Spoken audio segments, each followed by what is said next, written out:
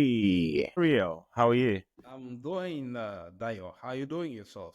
I see what you're doing there. When you say you're going, that shows that you're a native French speaker, right? Yeah, I am not really a native French speaker. I just have worked for a French company for quite a while, and Oh, absolutely, it. It somehow influenced my expression. Actually, oh, English is supposed to be my first international language. So yeah. So this helps me understand better. So you're from Cameroon, correct? yes, I'm from Cameroon, and specifically from one of the two Anglophone regions in Cameroon. Um, think about our audience that will be watching this as your primary audience that you're speaking to, and just be as descriptive as possible. Let's get into those details. Tell us about yourself first and your life before the MBA. I am from Cameroon. Cameroon is a country in somewhere between West and Central Africa. It's to the east of Nigeria. That's where I was born. That's where I grew and that's where I've been working till I decided to go in for the MBA. I grew up in a city called Bamenda. It's the capital city of one of the two English regions in Cameroon. Cameroon has 10 regions actually, and two of them are English-speaking regions. So that's why I grew up and I did my primary education, secondary education. And then I moved to the other English region to do my tertiary education, specifically my undergraduate degree. I was admitted to read mathematics, but I really wanted to do physics. So I succeeded to complete my undergraduate degree in physics. And then I got, yeah. Happen because I also have an undergraduate in physics. So nice to meet you. Cool. Yeah, I never knew that. Yeah, Yeah. so that was it. It was an interesting one. And actually, when I was in the university, when I was doing my undergraduate, the physics department was actually arguably the most difficult department and one people shun from in my university. And the tendency was for people moving away from physics, maybe to maths or other degree programs. It was surprising that I moved in the opposite direction. So I did that, and I succeeded to complete in 3 years with a good GPA. Not compared to what was the standard there. So I somehow didn't have to do an extra year. And so at the end of my degree, I went into a competitive examination to get into an engineering school, the prominent engineering school that was the only prominent engineering school that was in the country at the time. And I was admitted to go read telecommunications. And the school is a principally French school. That's one of my principal academic, or let me say professional exposure to French. So I did 3 years of engineering in a principally French school, and it was an interesting experience. The academic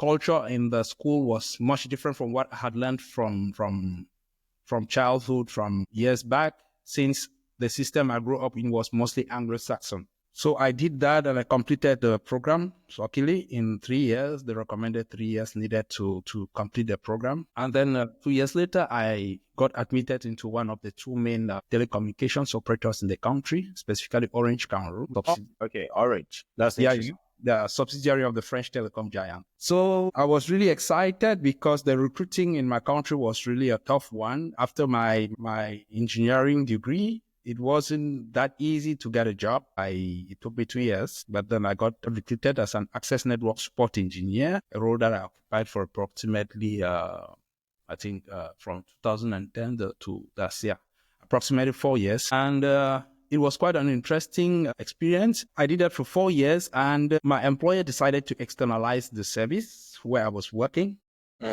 Because of work ethics and stuff. My boss and I were the only two people chosen to remain in the company, to be retained. And so I moved into a newly created service called the IT Service Management Department. And I worked in the department too for about 4 years. Yeah, about 4 years or so. And then I moved into the marketing department and into the product management team. And that's the role I occupied till I moved into the MBA last year in 2024. Beautiful. That's interesting. So thank you very much for the background. Now we have context around who you were prior to the MBA.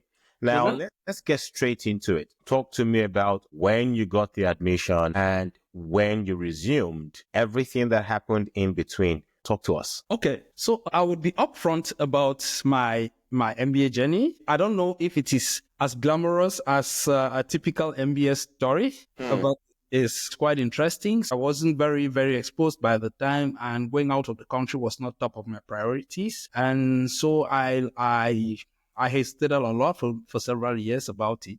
But in 2021, I really decided to embark on it. I started studying for the GMAT. I started with paper, studying for the GMAT using a paper version. But later on, I used several other platforms to study for the GMAT. So I got to the GMAT, studied on that for a couple of months, and I did the GMAT about 3 times, and I really had it difficult improving my grades. However, I decided to apply to top schools. I was very ambitious. Later on, of course, as you would understand.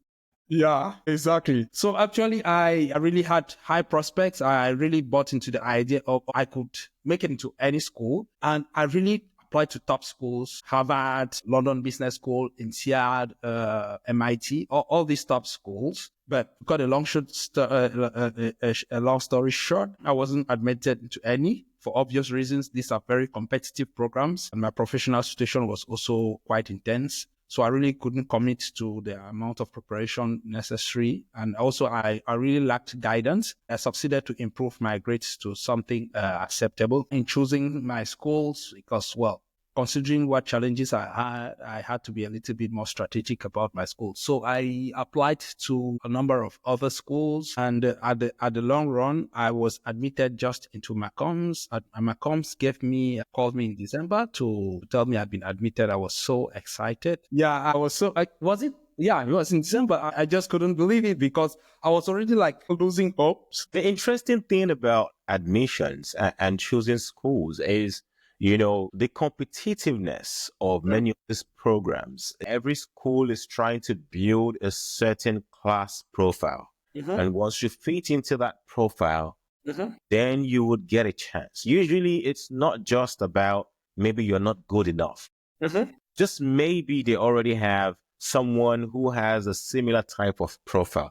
That's what I'm guessing, because the McCombs that you got into, I am an honorary alum of McCombs, honorary, right? Okay. I did my MBA with Duke University, Fuqua School of Business. But when I applied to McCombs, I did not get in.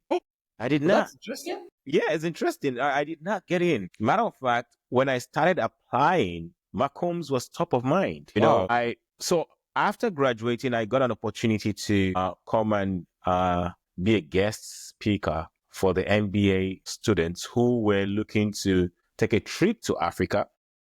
I was going to be speaking about investments in Africa, right? Exposing them to the business landscape in Africa, and I help them understand how culture has influence on the way we do business. After the speech, after my session, I got some of this good swag so that That's interesting to see you have a McCombs tumbler.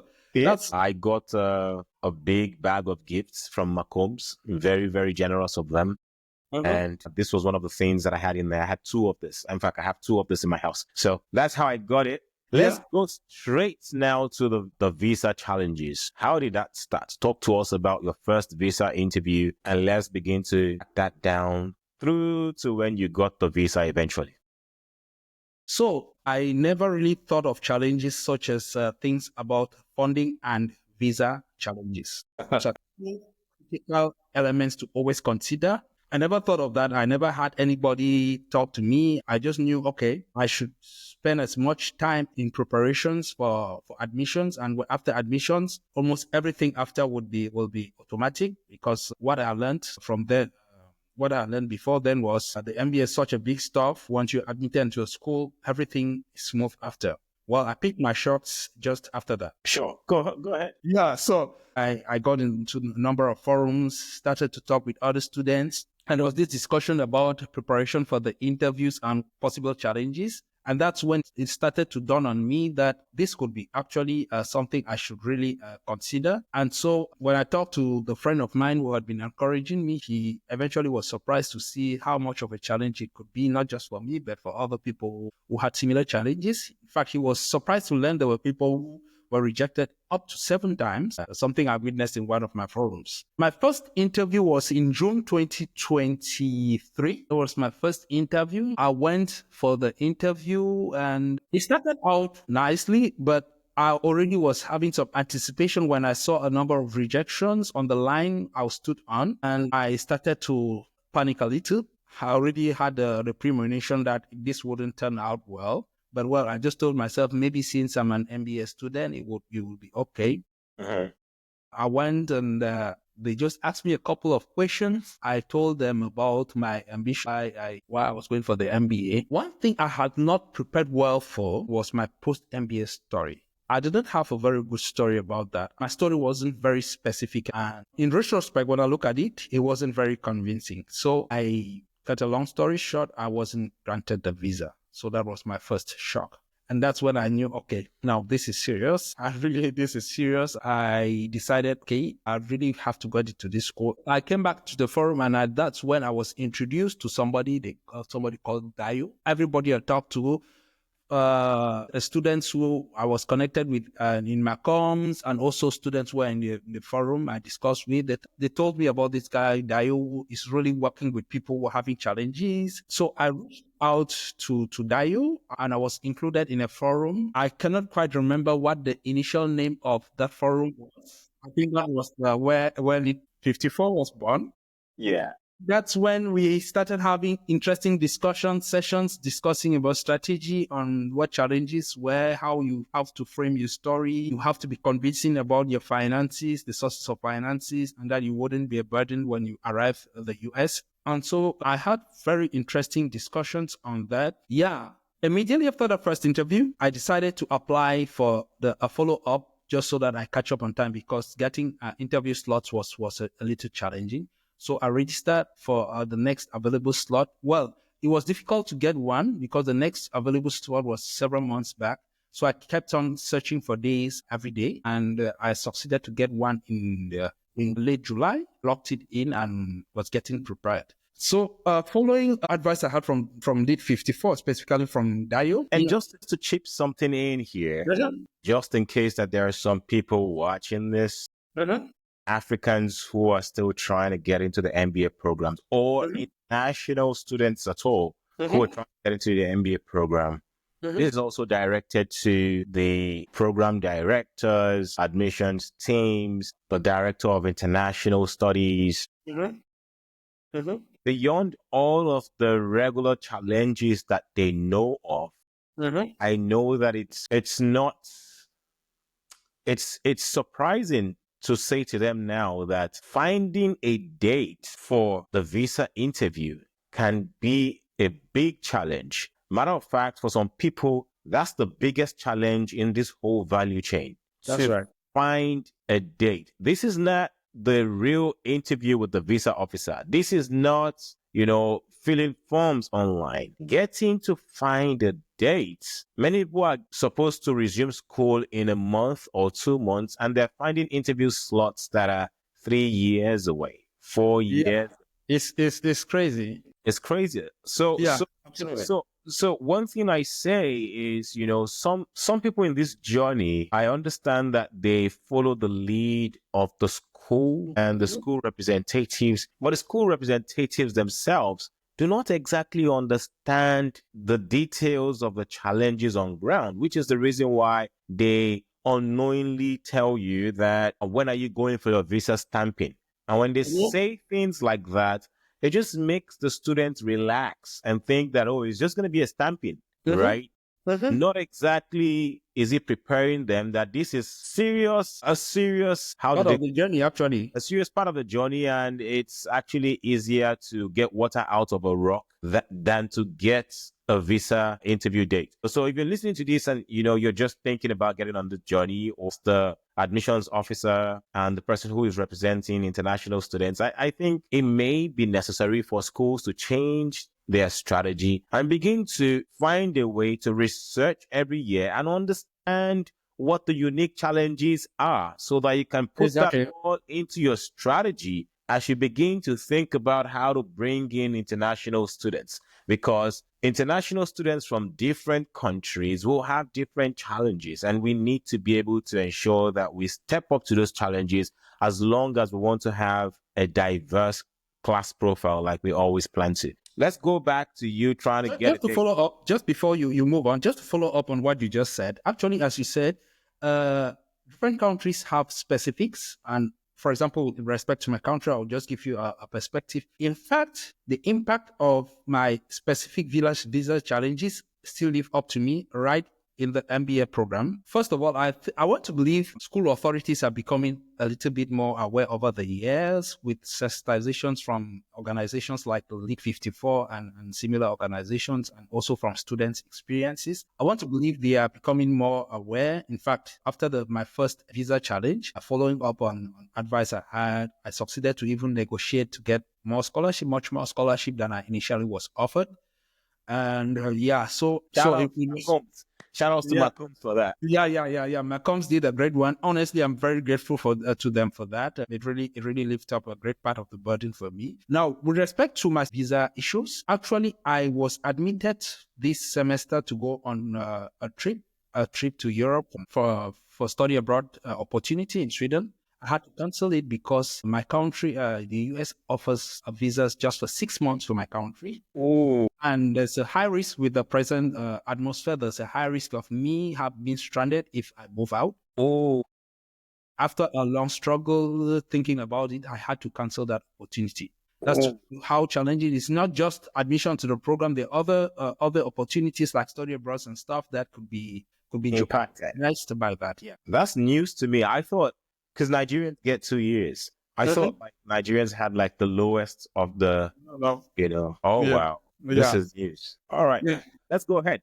So you started looking for a date, and then after getting a date, how did it go the second time? And so the school actually sent a letter, which I submitted to the embassy, but it was promptly rejected. Things were looking very bleak. So when I was going for that second interview, I still wasn't very sure because everything was bleak. Well, I told myself with an increased scholarship, at least I have a better argument this time around. And so this second interview was interesting. As you would know, the embassies have the policy of the same officer not interviewing you twice. So you have a third chance. So when I went, I was directed to meet that first officer with whom I work. When he looked at my profile, he realized he had already interviewed me. So I was promptly, I was asked to work with another officer. So I moved to this second officer and he asked me a couple of questions. My interview was again rejected the second time, but there's something interesting. And till today, I still ponder over it to know where I went wrong. So he discussed my situation and he asked me a number of things. He asked me, for example, if I had relatives in the US. I told him, yes, I had a brother, and I went ahead to explain to him that, well, my brother and I have not been communicating for a while. That apparently didn't sit well with him. I think it appeared to him as I was being desperate. He told me I didn't need to add that part because he knows there's no way I will not contact my brother and stuff. Yeah. And let me quickly say something. You see, that story would sound like, in defense of the visa officer, that story would sound like an outlier to me as well. Until I listened to you personally around what's going on with your brother, which we don't need to get into here, I understood why it makes sense that you guys have not been in touch, right? But obviously that's not going to make sense to the average person, just saying that we're not talking. So somebody hearing that, oh, you have a brother in the US, but you guys are not talking, that's going to seem like, but I understand. And I understand the visa officer's perspective as well. I probably would take the same position if I did not have more context, That's right. Absolutely. So those are things I started to learn of. In fact, globally about this, what I've learned about not just the visa experience, but the MBA is that there are a lot of nuanced perspectives and you have to be very tactful the way you go about things. That's something that, I'll say that differently and, in a more clear manner so people can hear it. So that people can hear it well. In this process, there are unwritten rules and unsaid rules. Absolutely. And the fact that they are unwritten and unsaid don't mean that they don't exist. They do. You need to be able to read between the lines to be able to identify that this is one thing to do and this is one thing not to do. So That's right. I agree with you. Absolutely. Yeah. That was so after that second rejection, I was like, oh, this is crazy. Well, that was already too late into the year. So for that year, I had a choice either to just cancel my opportunity or to seek for to defer, and I chose to defer. After thinking over it, I said I shouldn't just get discouraged this fast. And so, considering how much I had done or put in already, I decided to ask for my admission to be deferred, and that was promptly granted. Shout out to McCombs again. Yeah, absolutely. Yeah, actually, absolutely love MBA programs that show empathy for the amount of work that you've put in and to make some sort of accommodation for people who need extra flexibility to be able to make the program, right? So another great shout out to McCombs there. Yeah, absolutely. I'll even go a length to say I'm grateful to McCombs and specifically to Stacy, the admissions director. She really stood by me because at some point I was really getting worried, and I wrote few emails to her, but she really stood by me, and we considered this option of deferring the admission. If without that option, I definitely wouldn't be where I am today, and I really am grateful for that. So yeah, so that was for the first year. Now comes the second year. Now there was some doubt on what my prospects were. There are a number of things I did the second year. One of them was recruiting a law firm here in the US. Yeah. That was how far I went with that. And so I worked with them, and one advice I got was to try another location, considering that I had been rejected twice at the embassy in my country. And so that's how I decided to move to Abuja. The advantage with that, or what I feel positive about the experience, was I at least had the opportunity then to move to Nigeria for the first time, discover something about the Nigerian culture. So it's a great experience.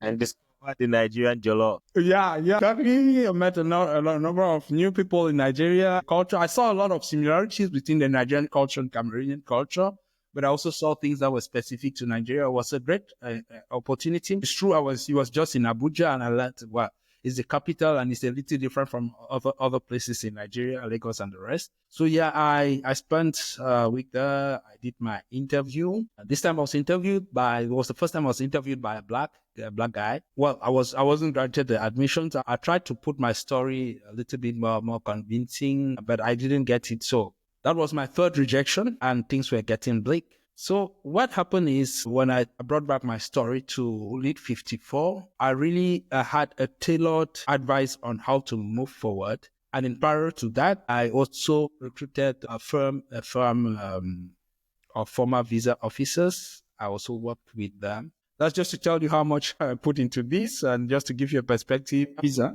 Yeah, they gave me very practical advice. And so I worked on my story following their advice. And then I went for a fourth visa. It was a fourth visa attempt. That was also late. I think that was June? It was in June, yeah. And so this time around, I was directed to this second visa officer who interviewed me. I don't know why it keeps on going this way.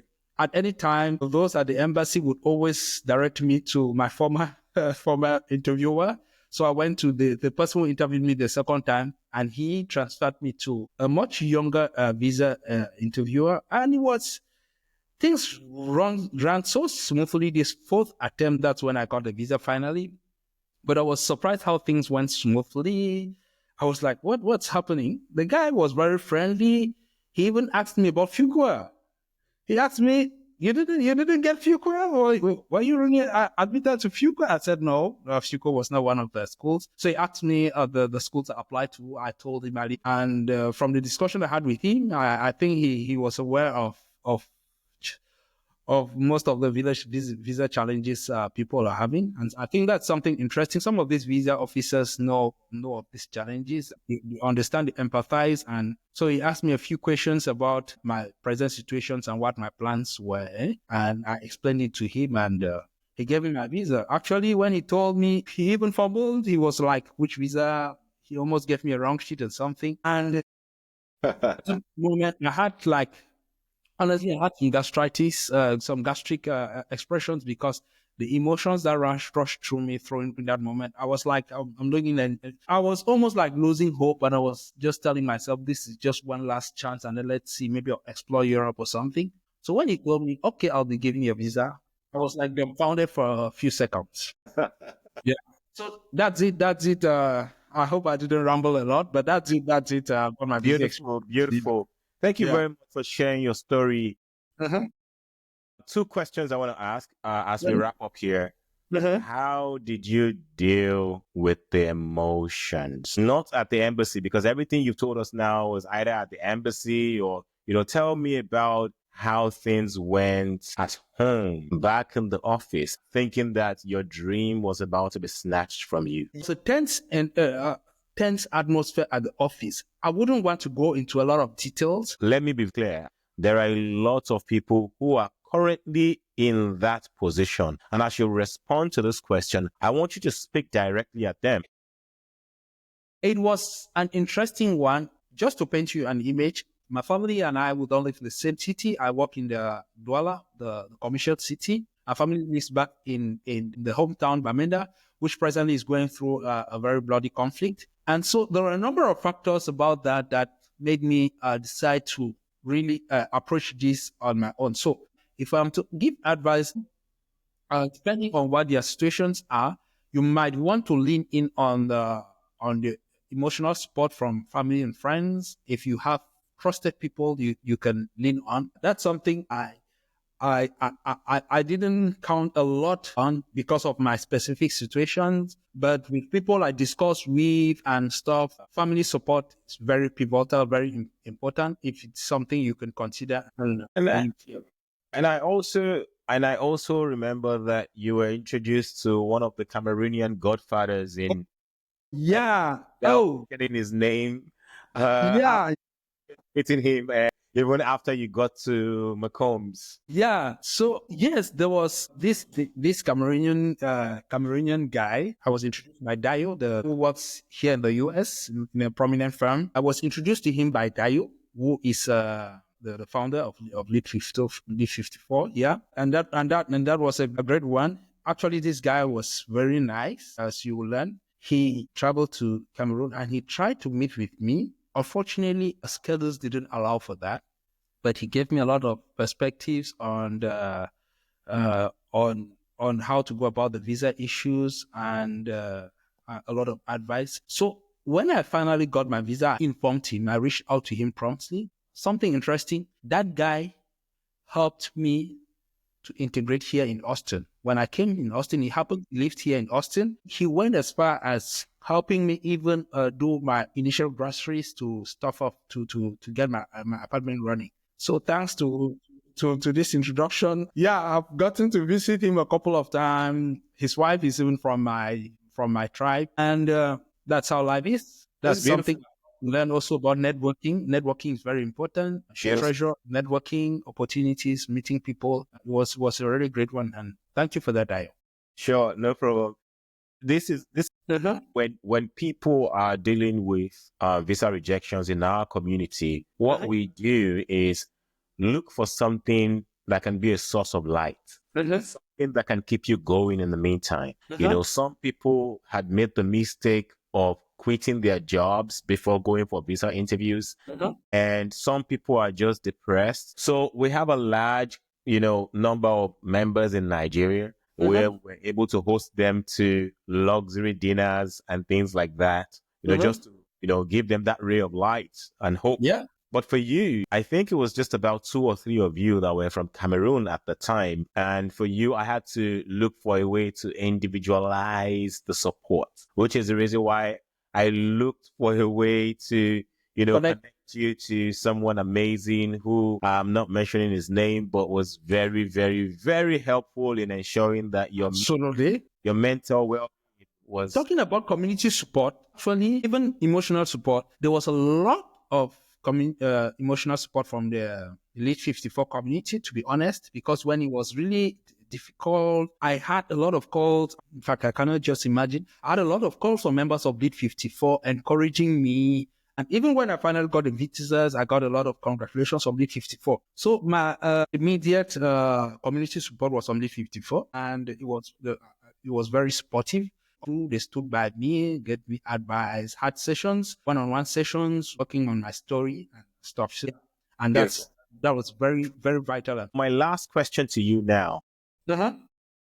What are you up to in McCombs? Tell us the great things that you're about to do, what you have in the near future, and in the far future as well. Let that be the icing on the cake as we leave this conversation. First, I took a number of courses, or several courses in finance. I needed to upskill in finance. I am registered in 2 entrepreneurship-oriented clubs. There's one club on entrepreneurship, and there's another new concept, new club that's been created called Entrepreneurship Through Acquisitions. I am registered in both clubs, and I am working on that. What I am looking to get into is to launch a FinTech company. So in essence, you found some gaps either back home in Cameroon or in the West African space. That's right.